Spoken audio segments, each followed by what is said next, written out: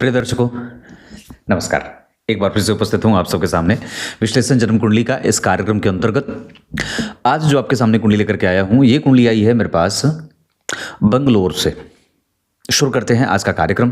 कहीं नहीं जाना है, बिल्कुल बन के रहिएगा। और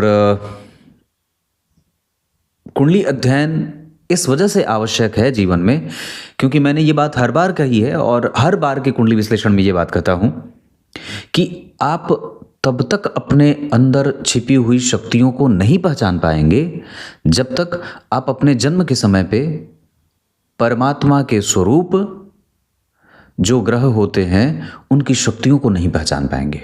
जब तक आप उनको पहचानने की कोशिश नहीं करेंगे तब तक आप यूं ही भटकाव में जीते रहेंगे। सामान्यतया कुंडली में ये जो ग्रह होते हैं वो हमारे तत्वों का निरूपण करते हैं, या वो तत्वों को हमारे कुंडली में हमारे ग्रह जो होते हैं वो हमारे शरीर में तत्वों के रूप में विराजमान होते हैं। पृथ्वी, जल, अग्नि, वायु, आकाश। कभी वो पूर्व दिशा में बलवान है, कभी पश्चिम दिशा में, कभी उत्तर तो कभी दक्षिण।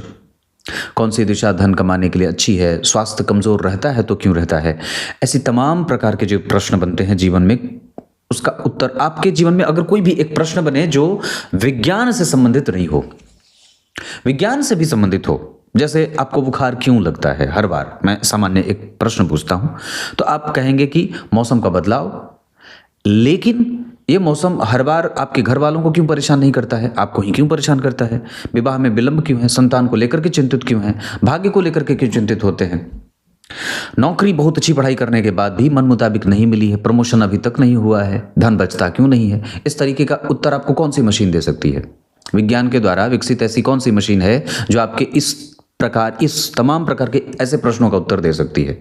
तो हमारे पूर्व के आचार्यों ने ऐसे ही ज्योतिष शास्त्र के बारे में मंथन किया। जैसे समुद्र को मथा गया मंत्रों से तो लक्ष्मी मैया प्रकट हुई, ऐरावत प्रकट हुआ, उच्चैश्रवा घोड़ा प्रकट हुआ, आयुर्वेद के जनक धन्वंतरी प्रकट हुए कि नहीं हुए?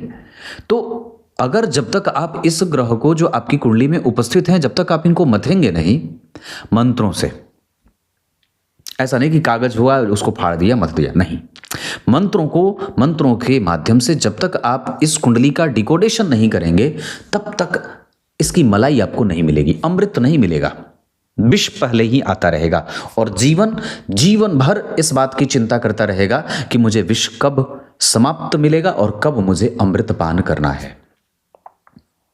धर्म कैसा है, अधर्म कैसी है, अधर्म कैसा है, मृत्यु कैसी है, सुख कैसा है, ये प्रश्न कौन सी मशीन देगी?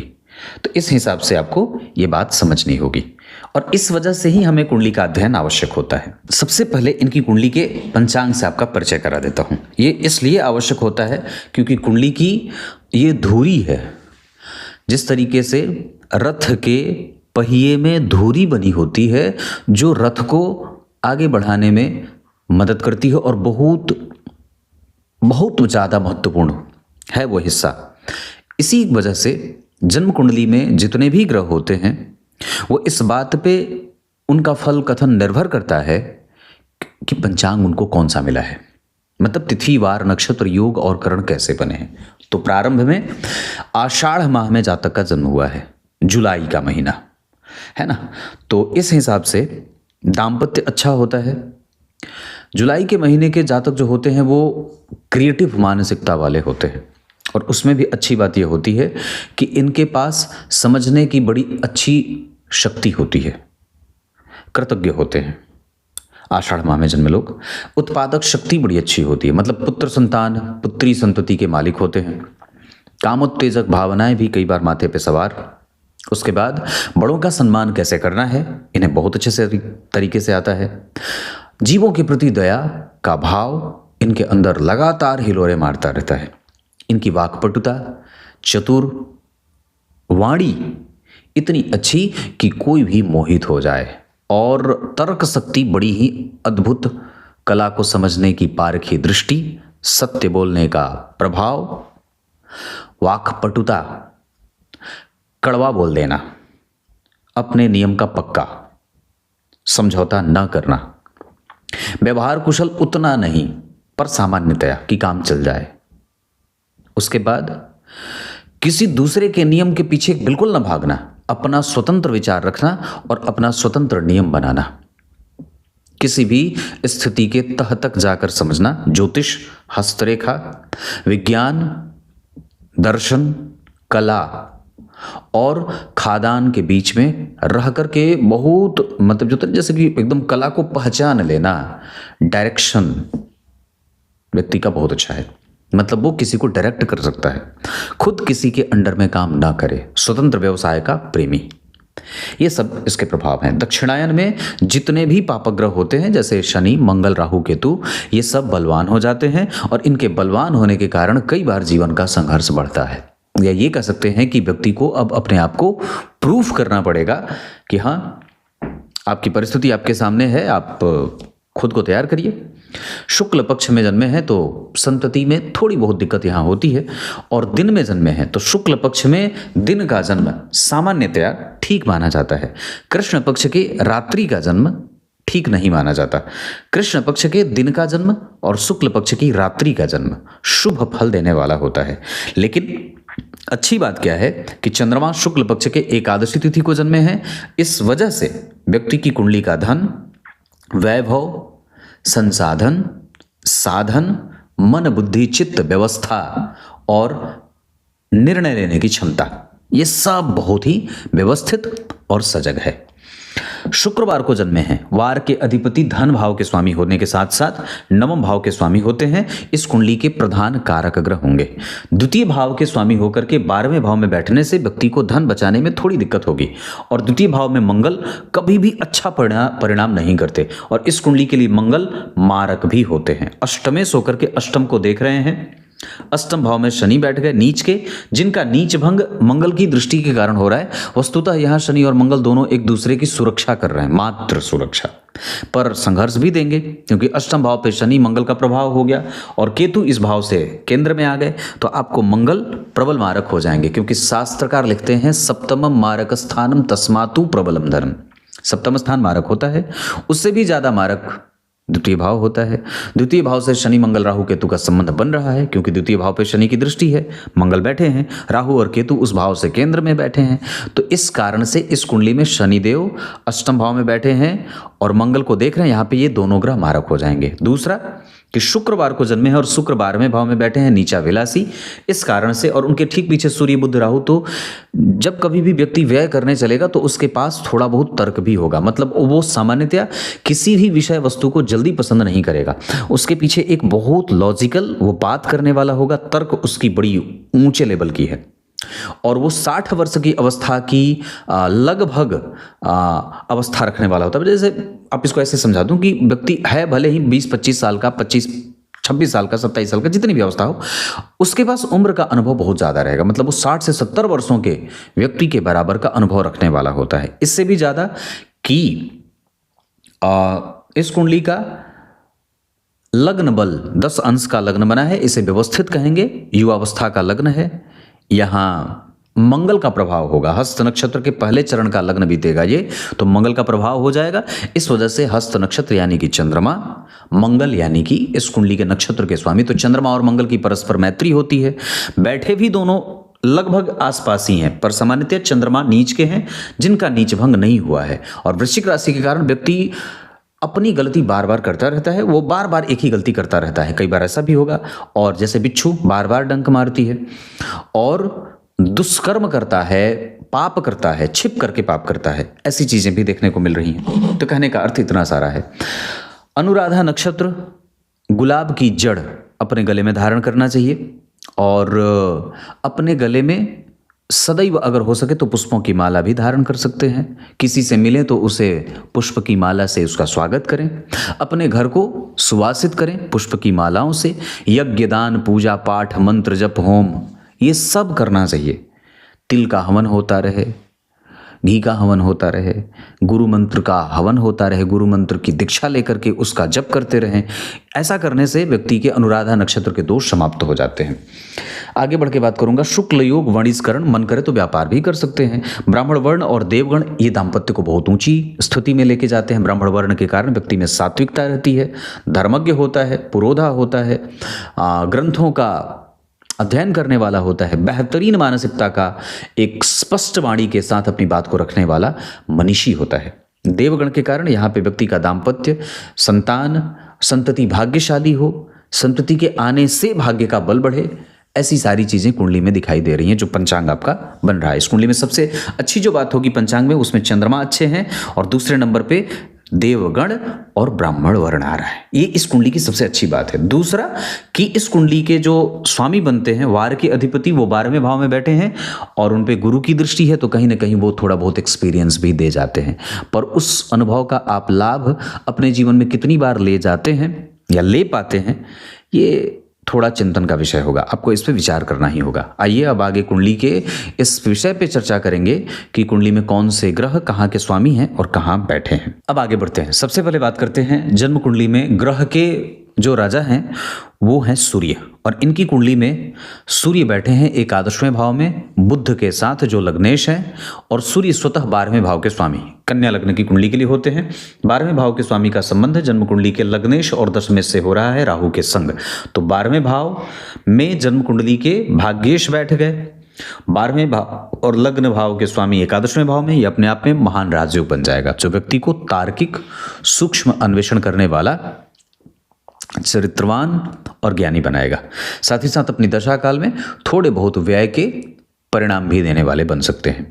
सूर्य पुष्य नक्षत्र में बैठे हैं 6 अंश पे, और शनि जन्म कुंडली में नीच राशि में बैठे हैं। पर ध्यान देने वाली बात क्या है कि सूर्य बुध राहु जन्म कुंडली के पंचम स्थान पे, मंगल की उच्च दृष्टि और शनि की अपनी भाव पे, स्वतः अपने भाव को यो यो भावो स्वामी दृष्टो युतो, पंचमेश पंचम के कारक के साथ बैठे हैं लेकिन अष्टम भाव में, और पंचम भाव पे बहुत सारे ग्रहों की दृष्टि, लेकिन पंचम भाव का स्वामी पंचम को वापस देख रहा है, तो आयु के साथ विलंब से थोड़े बहुत परिणाम, या कई बार व्यक्ति योग्य होने के बावजूद भी पेशेंस अगर रखेगा तब उसको एक बेहतर पद मिलेगा पर वक्त के अंतिम हिस्से में, अंतिम पड़ाव पे।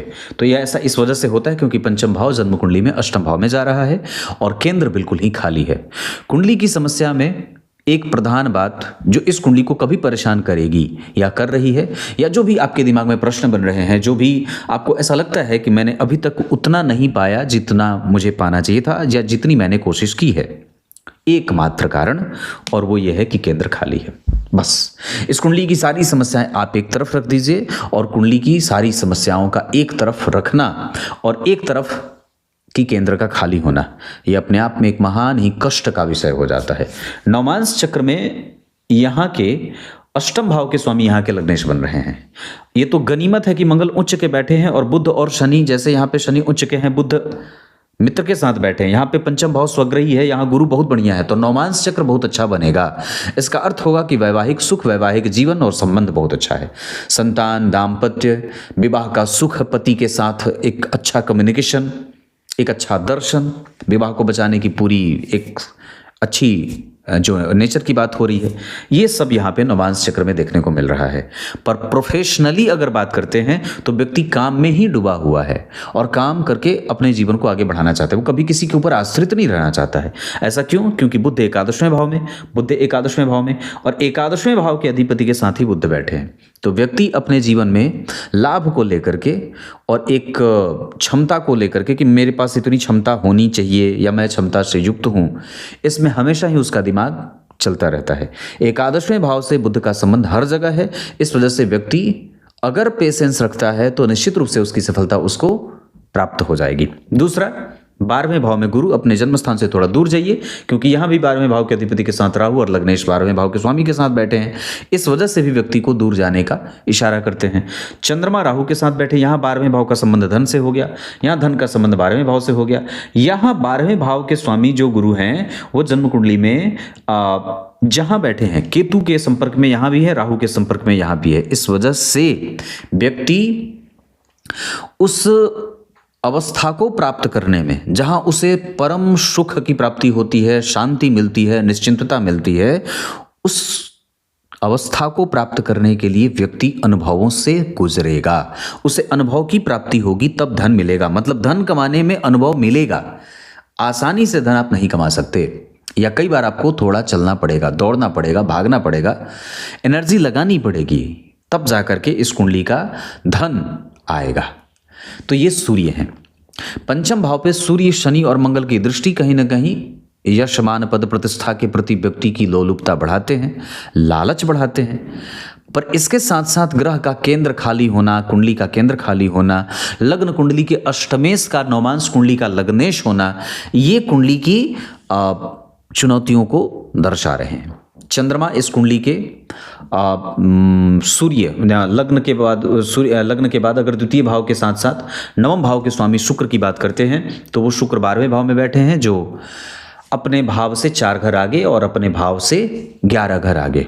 हालांकि धन भाव के स्वामी का 12वें भाव में जाना कई बार जिम्मेदारी बढ़ा देते हैं, लेकिन अपने भाव से 4 घर आगे बैठे हैं, नीचाभिलाषी हैं। लेकिन अगर ये जातिका की कुंडली है तो शुक्र बहुत अच्छा है। यहाँ पे व्यक्ति का लग्जरी बहुत ऊंचे स्तर का होगा, मतलब उसका सुख 100% उसे प्राप्त हो जाएगा। पति का सुख मिल जाए, अनुभव अच्छा वाला मिले, जीवन का अनुभव मिल जाए, धन इकट्ठा करने का अनुभव मिल जाए, धन कैसे जोड़ना है इसका ज्ञान व्यक्ति के पास रहेगा।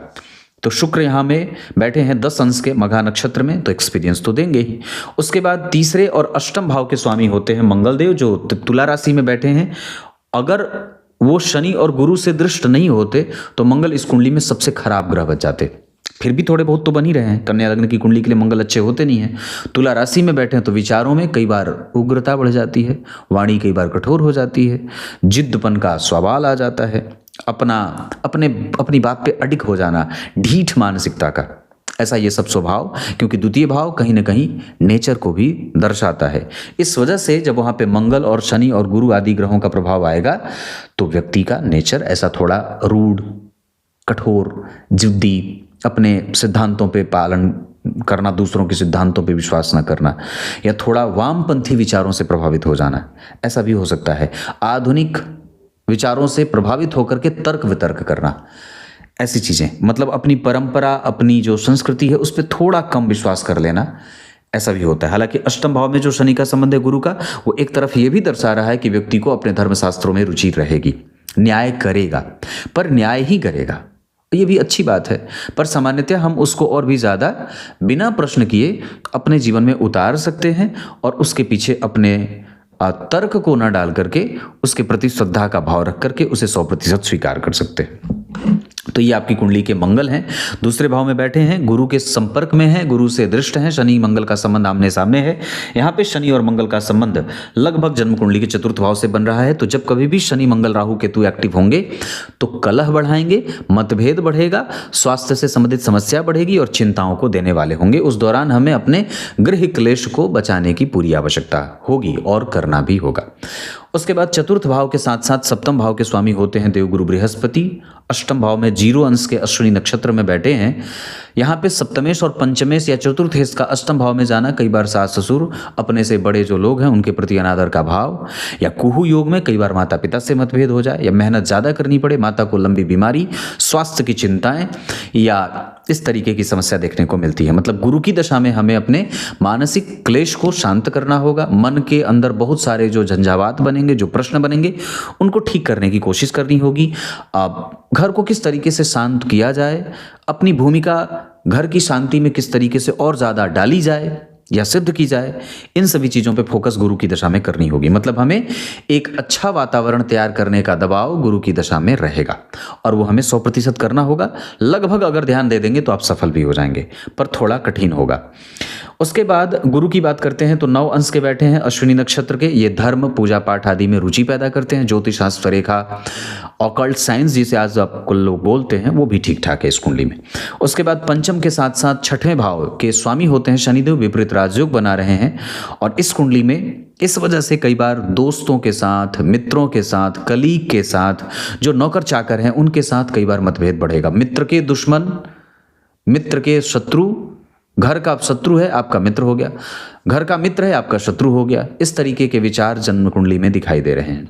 मतलब जो मित्र है वो सबका मित्र होना चाहिए, और जो शत्रु है वो कोई जरूरी नहीं है कि आपका भी शत्रु हो, पर हाँ, हम उसे जरूर सावधान रहेंगे, यात्रा में सावधान रहेंगे, विष वाले जानवरों से सावधान रहेंगे, कठोर बोलने से सावधान रहेंगे।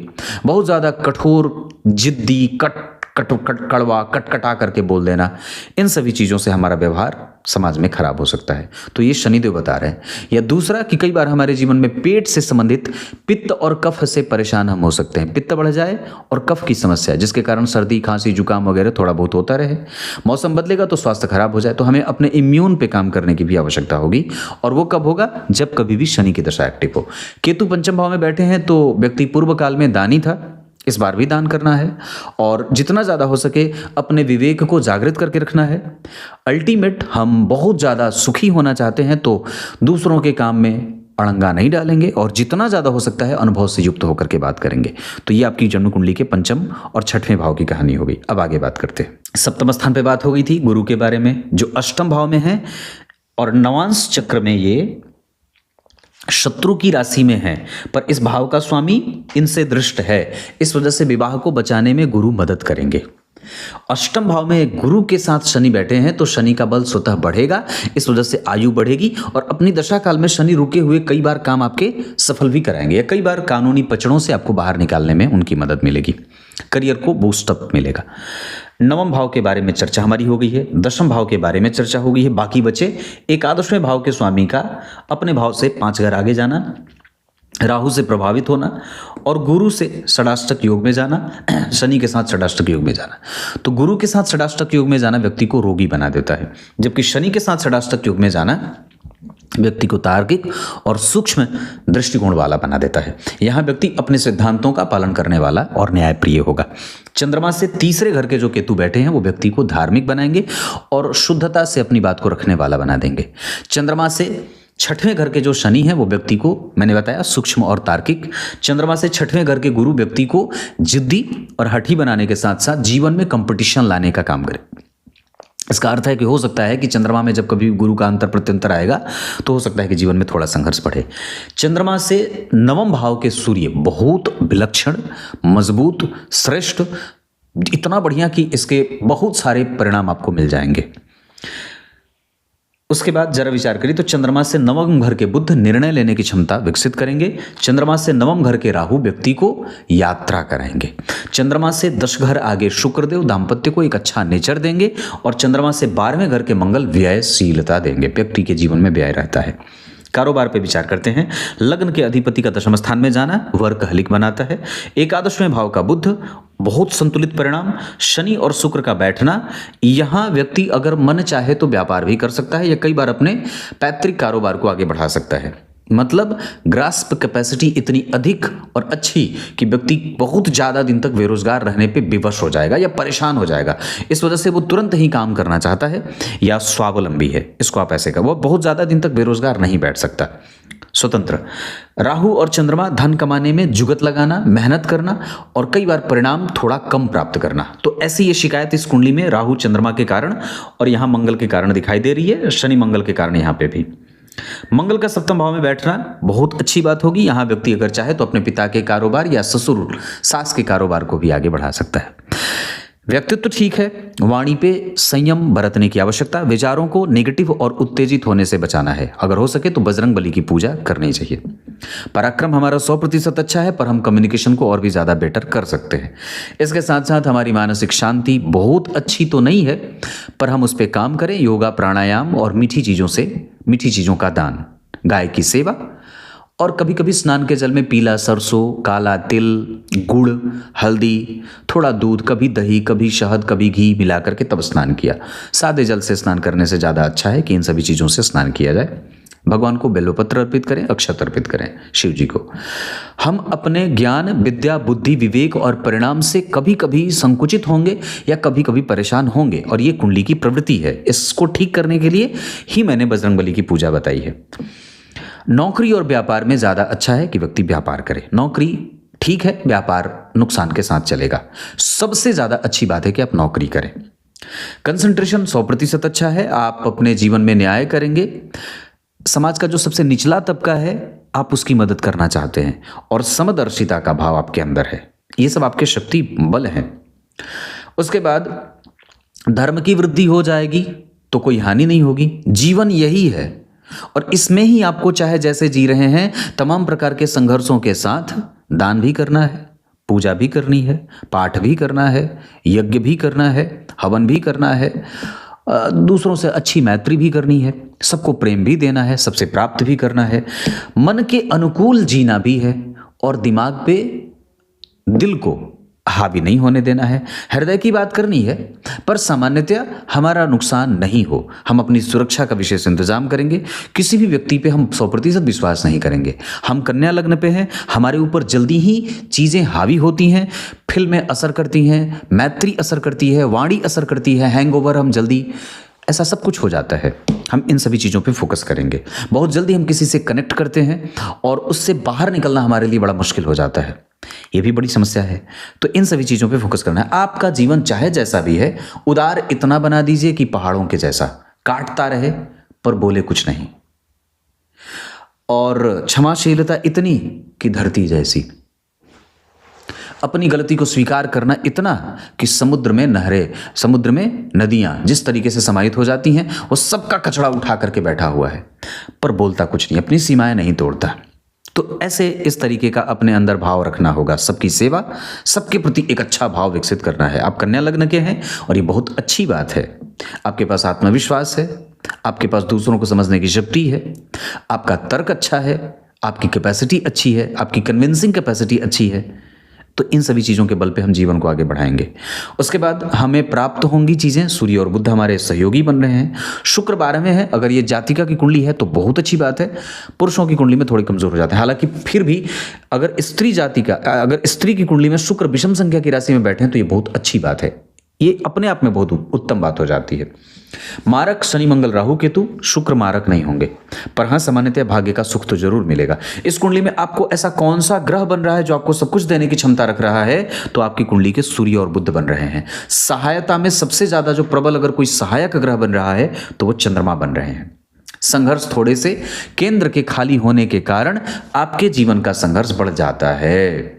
हमें हमारे धन, बल, मान, पद, प्रतिष्ठा, बुद्धि, ज्ञान और इन सभी चीजों पे फोकस बढ़ाने के लिए बजरंग बली की पूजा करनी होगी। संतति वाली ये कुंडली होगी, पर संतति प्राप्त भी होगी तो थोड़े अनुभवों के साथ, क्योंकि पंचम भाव पे केतु का प्रभाव। अब बाकी के अन्य वर्ग चार्ट के आधार पर अगर मैं बात कर दूं तो संतान विलंब से प्राप्त हो सकती है।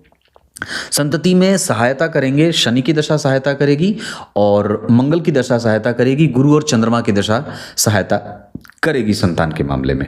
बाकी इस कुंडली में पराक्रमी सूर्य बनाएंगे। धन के प्रति जो रखने का, धन बचाने का भाव है बुध देंगे।